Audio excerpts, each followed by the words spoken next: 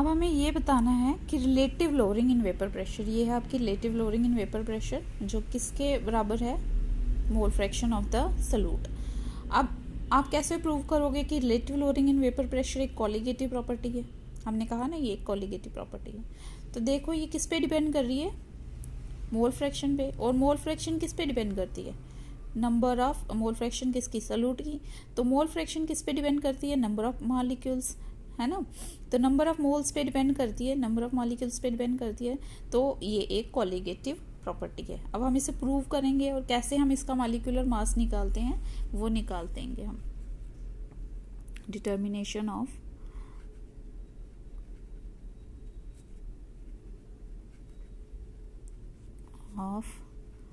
Molar mass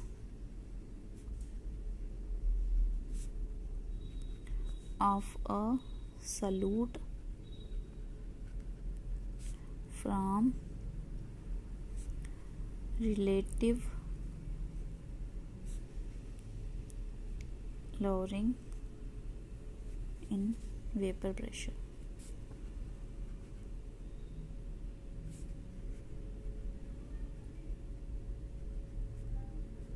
ठीक है, कैसे निकालेंगे आप, आपको पता है कि P A not minus P A upon P A not किसके बराबर है, chi B, mole fraction of the solute.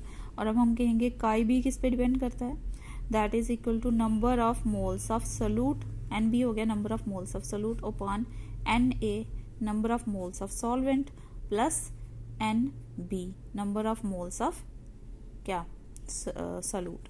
N B क्या है हमारा, number of moles of solute, ठीक है। और एन ए हमारा क्या है, number of moles of solvent, ठीक है। अब number of moles of solute जो हमारा एन बी है वो किसके बराबर है, N B that is equal to W B weight of the solute, जो भी weight given upon molar mass, M B से डिनोट कर लेते हैं हम उसको। वैसे ही हमारा N A number of moles of solvent वो किसके बराबर होगा, that will be equal to weight of the solvent जो भी दिया गया है आपको, अपॉन इसका मॉलिक्यूलर वेट एम ए, ठीक है।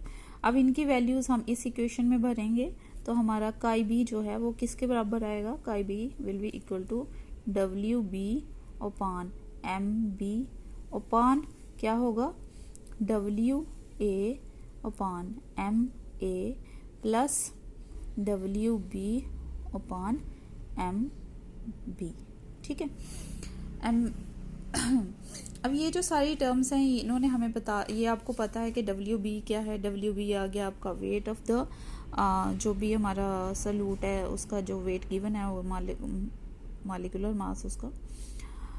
अब ये सॉल्यूशन, ये वाली जो इक्वेशन है ये एप्लीकेबल है टू डाइल्यूट सॉल्यूशंस, सॉल्यूशन जो कि बहुत डाइल्यूट है।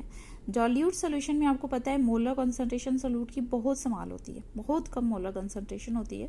तो अगर हम कहें तो उसके केस में जो हमारा डब्ल्यू बी जो है upon M B number of moles जो हैं किसके, हमारे सॉल्यूट के, they will be very less as compare to the number of moles of W A upon M A, ठीक है।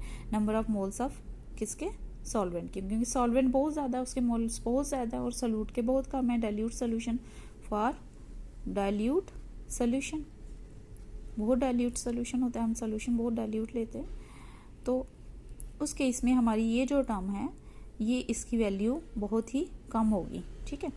जब कम होगी तो ये जो हमारा इधर डिनोमिनेटर है यहाँ पे हम ये वाली वैल्यू जो है इसके मुकाबले में ये वाली वैल्यू इसकी काफ़ी ज़्यादा वैल्यू है, इसकी बहुत कम है, तो हम इसको इरेज ही कर देंगे, ठीक है।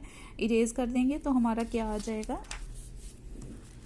हमारा आ जाएगा ये इक्वेशन कैसे बन जाएगी कि काई बी जो है that will be equal to W B upon M B upon W A upon M A, मतलब हमारा वो कट गया डब्ल्यू ए जो डिनोमिनेटर में था, ठीक है। आप इसको ऐसे भी लिख सकते हो, डब्ल्यू बी अपॉन क्या आ जाएगा आपका डब्ल्यू अपॉन डब्ल्यू ए, ठीक है।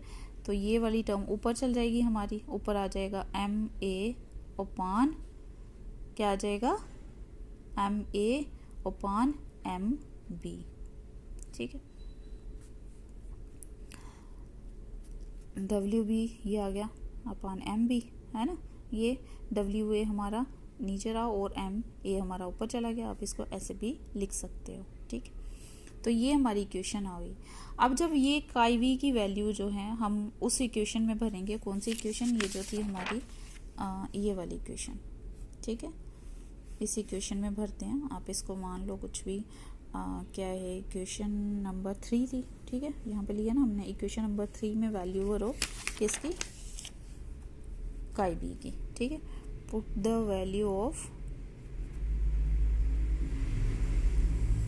Chi be in equation number 3।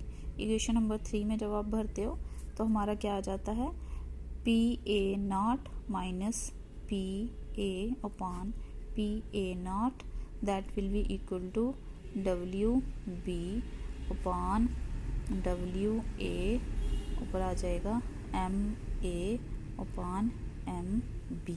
ठीक है, अब ये आपकी इक्वेशन बन गई। अब इससे हम मालिकुलर मास जो है हमारे किसका, सॉल्यूट का, वो निकाल सकते हैं। ये हमारा मालिकुलर मास सॉल्यूट का WB। तो हम इस टर्म को इधर ले जाएंगे और ये वाली पूरी टर्म हमारे डिनोमिनेटर में आ जाएगी। तो हमारा क्या आ जाएगा, हम इसको ऐसे लिख सकते हैं, RMB is equal to WB MA upon WA, और अंदर में कौन सी टर्म आ जाएगी हमारी, PA0 minus PA upon PA0।